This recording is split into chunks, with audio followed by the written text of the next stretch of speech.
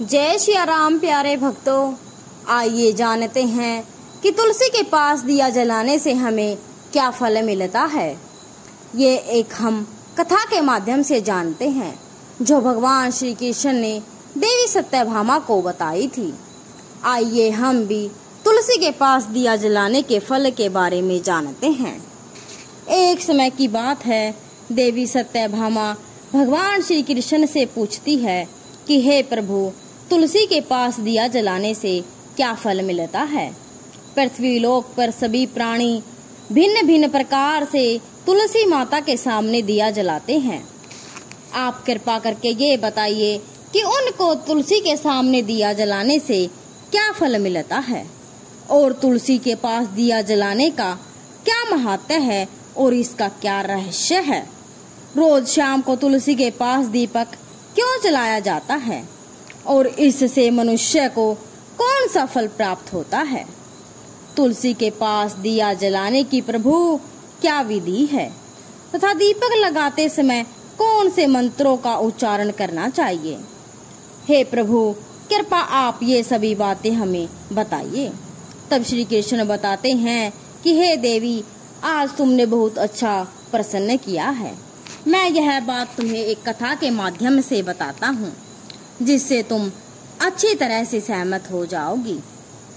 शाम को तुलसी के पास दीपक जलाने से जो फल मिलता है, आज मैं उसके बारे में तुम्हें सुनाता हूँ। फिर भगवान श्री कृष्ण बताते हैं कि हे देवी, दक्षिण दिशा में पूर्व काल में तुंगभद्रा नाम की एक बहुत बड़ी नदी है। उसी नदी के किनारे पर एक बहुत ही अत्यंत सुंदर नगर बसा हुआ था। उस नगर में मनमोहन नाम का एक ब्राह्मण निवास करता था। वह ब्राह्मण बहुत ही गुणवान, चरित्रवान, धर्म कार्यों को करने वाला, वेदों के रास्ते पर चलने वाला, बहुत ही शास्त्र विद्या में निपुण था। उन्होंने समस्त शास्त्र का अध्ययन किया हुआ था और उसी ब्राह्मण की एक पत्नी थी जिसे लोग दुराचारी कहकर पुकारते थे, क्योंकि उसके कर्म ही उसके नाम के अनुसार थे। वह सदैव ही अपने पति को अपमानित करती और अपने पति के लिए बहुत ही कड़वे वचन कहती थी। अपने पति को बहुत दुख देती, पति के लिए कभी खाना भी नहीं बनाती थी। उसने उसके पति के साथ कभी शयन नहीं किया, कभी उसके साथ प्रेम से व्यवहार नहीं किया। पति के मित्र के परिवार के लोग घर पर आते तो वह स्त्री उन सब को अपमानित कर कर वहां से भगा देती और स्वयं काम भाग से उन्मत्त होकर निरंतर अन्य स्त्रियों के साथ घूमा करती थी। उस ब्राह्मण की पत्नी का मन अपने पति को छोड़कर पराये पुरुषों में लगा रहता था। उसने कभी अपने पति से प्रेम से बात भी नहीं की और पराये सुंदर सुंदर पुरुषों के संग बैठकर बात करती थी। पराये पुरुषों को मोहित करने के लिए वह सज धज कर गाँव में घूमने जाती, कभी वनों में घूमने जाती और वृक्षों के नीचे खड़ी होकर सुंदर सुंदर पुरुषों की राह देखती और किसी दुष्ट पुरुष को मोहित करके उसके संग भोग विलास करती। फिर एक दिन वह दुराचार स्त्री वन में जाकर एक वृक्ष के नीचे खड़ी हो गई। उसका चित्त काम से भरा हुआ था और वह किसी सुंदर कामी पुरुष की प्रतीक्षा कर रही थी, किंतु बहुत समय निकलने के बाद भी उस स्थान पर कोई कामी पुरुष नहीं आया। इसलिए वह अत्यंत ही दुखी हो गई और अपने कामी पुरुष की चाह में इधर उधर देखने लगी। उस दिन उसका सारा परिश्रम व्यर्थ हो गया और वहां पर खड़ी होकर वह बहुत प्रकार से बातें कह कर विलाप करने लगी कि आज तो इस मार्ग पर कोई भी अच्छा सा सुंदर सा पुरुष नहीं आया जो मेरी काम को शांत कर सके। आज की रात कैसे बीतेगी। और वह जोर जोर से विलाप करने लगी। उसी जंगल में एक बहुत ही भयानक शेर रहता था। वह पापिनी स्त्री की आवाज सुनकर जाग गया और उछलकर उस स्त्री को खाने के लिए उसके पास आ गया। उस भयंकर शेर को देखकर उस स्त्री के पसीने छूट गए। वह भय से थर थर कांपने लगी और वह स्त्री कुछ करती, इतने में ही उस शेर ने अपने पंजे से उसे घायल कर दिया और वह स्त्री जमीन पर गिर गई। जमीन पर गिरते ही वह स्त्री चिल्लाते हुए बोली, अरे भाग, तू किस लिए यहाँ पर आया है? मुझे क्यों मार रहा है? मैं यहाँ अपने प्रियतम की खोज कर रही थी। तू मुझे छोड़ दे, मुझे मत खा, मुझे खाकर तुझे क्या मिलेगा? उस स्त्री की यह बात सुनकर वह भयानक शेर एक क्षण के लिए रुक गया और हंसते हुए बोला, हे दुष्ट स्त्री, आज भगवान ने तुझे मेरे खाने के लिए ही यहाँ भेजा है।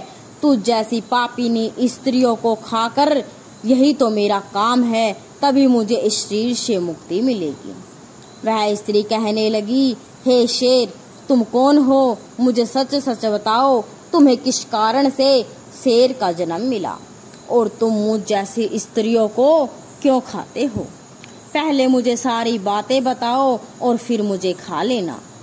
फिर वह शेर कहने लगा, हे पापिनी, मैं तुझे मेरे पूर्व जन्म की कथा सुनाता हूँ कि किस कारण से मुझे शेर बनना पड़ा। पूर्व काल में दक्षिण देश में एक नदी थी। उस नदी के तट पर एक नगरी बसी हुई थी। मैं उसी नगरी में रहता था और मैं एक ब्राह्मण का पुत्र था और नदी के किनारे बैठकर यज्ञ आदि कार्य करता था। मैंने उस जन्म में अनेक पापियों के लिए यज्ञ किए, उन पापियों के घर का भोजन किया। मैंने धन के लोभ में अनेक पापियों के लिए कार्य किए। जिन वस्तुओं का दान ब्राह्मण को नहीं लेना चाहिए, उन वस्तुओं का दान भी मैंने ग्रहण किया और दूसरों से धन लेता था लेकिन कभी वापस नहीं करता था। इस प्रकार से पाप करते हुए मुझे बहुत साल बीत गए और मैं बूढ़ा हो गया। मेरे बाल सफेद हो गए, आंखें सूज गई, मुंह के सारे दांत निकल गए, लेकिन फिर भी मेरी दान लेने की आदत नहीं छूटी और मैं पाप करता गया। फिर एक दिन मैं धन के लोभ से नदी किनारे गया और अन्य धूर्त ब्राह्मणों के साथ मिलकर हमने लोगों को ठगा। झूठे मंत्र वचन बोलकर हमने बिना विधि किए ही देवी देवताओं का पूजन किया और बहुत सा धन दान में ले लिया। फिर उस स्थान पर एक बीमार कुत्ते ने मेरे पैर को काट लिया और मैं मूर्छित होकर वहीं पर पड़ गया। कुछ क्षणों के बाद ही मेरे प्राण चले गए। यम के 2 दूत आए और मुझे पकड़कर यमपुरी में ले गए। वहां पर यमराज ने चित्रगुप्त से मेरे कर्मों का लेखा जोखा निकालने के लिए कहा। फिर चित्रगुप्त कहने लगे, हे धर्मराज, इस ब्राह्मण ने घोर पाप किए हैं। इसने दूसरों से झूठ कहकर धन लूटा है। विधि से पूजा न करके झूठे मंत्र बोलकर भगवान का अपमान किया है। इसलिए यह पापी ब्राह्मण केवल नरक में जाने के लिए योग्य है। फिर यमराज ने अपने दूतों को आदेश देकर मुझे नरक की अग्नि में डाल दिया। अनेक वर्षों तक नरक की सजा भोगने के बाद मुझे शेर का जन्म प्राप्त हुआ और मैं इस दुर्गम वन में निवास करने लगा। मैं अपने पूर्व जन्म के पापों को याद करके कभी महात्मा साधु पुरुष सती स्त्रियों को नहीं खाता। मैं केवल पापी, दुराचारी, उल्टा स्त्रियों को ही खाता हूँ ताकि मुझे पाप से मुक्ति मिल जाए।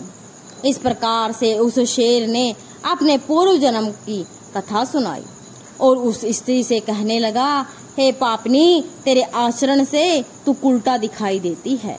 तू अपने पति को छोड़कर इस वन में पराये पुरुषों के साथ भोग विलास करने के लिए आई है, इसलिए आज तू मेरा ग्रास अवश्य बनेगी। इतना कहकर उस शेर ने अपने तीखे नाखूनों से उस पापी स्त्री के टुकड़े टुकड़े कर दिए और उसे खा गया। उस स्थान पर यम के 2 दूत आए और उस पापिनी स्त्री को उठाकर यमपुरी में ले गए। वहां पर उसे यमराज के सामने खड़ा किया गया।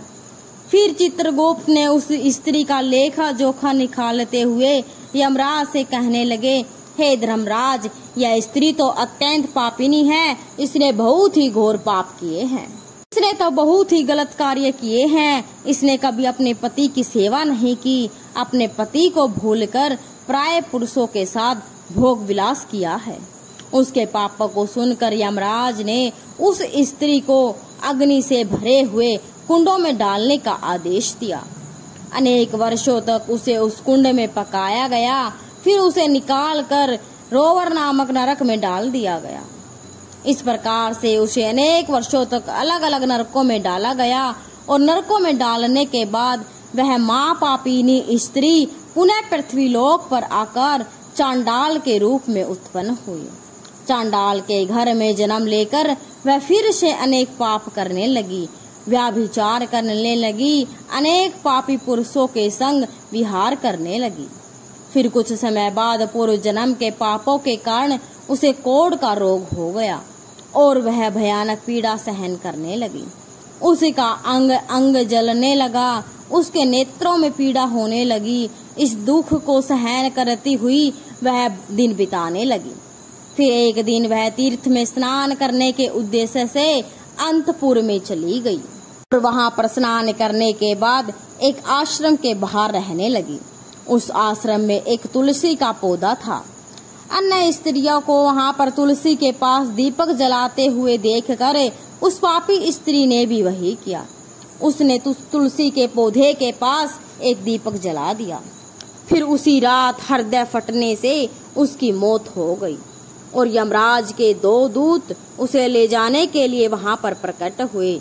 जैसे ही यम के दूत उस पापी स्त्री को पाश में बांध कर ले जाने लगे, भगवान विष्णु के 2 पार्षद उस स्थान पर प्रकट हुए और उन्होंने उन दूतों को रोक लिया और कहने लगे, हे दूतों, इस स्त्री को तुम छोड़ दो।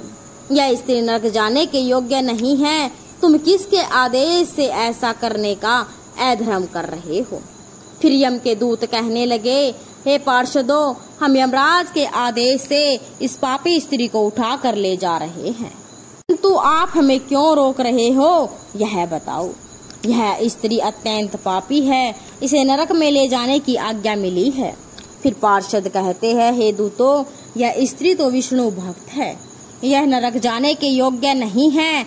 इसने शाम को तुलसी के पास दीपक जलाया है, इसी कारण से इसके समस्त पाप नष्ट हो गए हैं, इसलिए अब यह नरक जाने के योग्य नहीं है, यह स्वर्ग जाने की अधिकारी बन चुकी है। पार्षदों की बात सुनकर उन यमदूतों ने उस स्त्री को वहीं पर छोड़ दिया और यमलोक को लौट गए। वहां जाकर उन्होंने यमराज को सारी बात बताई। फिर भगवान विष्णु के पार्षद उस स्त्री को दिव्य विमान में बैठाकर स्वर्गलोक में ले गए। भगवान श्री कृष्ण कहते हैं, हे देवी सत्यभामा, इस प्रकार से तुलसी के पास केवल दीपक जलाने मात्र से ही मनुष्य के सभी पाप नष्ट हो जाते हैं और जो भी मनुष्य नित्य शाम को तुलसी के पास दिया जलाता है वह सौभाग्यशाली बनता है। उसके पूर्व जन्मों के सभी पाप नष्ट हो जाते हैं, उसे सुख समृद्धि की प्राप्ति होती है। रोज तुलसी के पास दीपक जलाना चाहिए।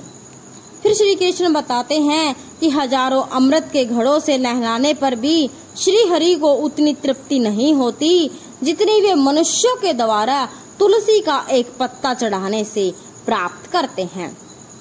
10,000 गोदान से मानव को जो फल मिलता है वही फल तुलसी पत्र के दान से पा लेता है। जो मृत्यु के समय अपने मुख में तुलसी पत्र का जल पा जाता है वह संपूर्ण पापों से मुक्त होकर श्री कृष्ण के धाम जाता है। तो आपने जाना कि सनातन धर्म में, हिंदू धर्म में तो तुलसी का महत्व सबसे अधिक है। इसकी सबसे पहले पूजा भगवान विष्णु जी ने की थी। फिर श्री हरि कहते हैं, जिस प्रकार से देवी लक्ष्मी से बैकुंठ को ऐश्वर्य प्राप्त है, उसी प्रकार से बैकुंठ में तुलसी के कारण ही पवित्रता प्राप्त है। पृथ्वीलोक पर जिस स्थान पर भी तुलसी का पौधा होगा उस स्थान पर कभी बुराई का वास नहीं होगा। ऐसा स्थान सबसे अधिक पवित्र होगा। इसी कारण से हमें हमारे घर में तुलसी का एक एक पौधा अवश्य लगाना चाहिए। तो भक्तों, इस प्रकार से भगवान श्री कृष्ण ने तुलसी के पौधे के पास दीपक जलाने का महत्व बताया। तो दोस्तों, आपने यह जानकारी कैसे लगी कमेंट बॉक्स में जरूर बताएं और वीडियो को लाइक और चैनल को सब्सक्राइब जरूर करें। जय श्री राम, जय श्री कृष्ण, जय तुलसी माता।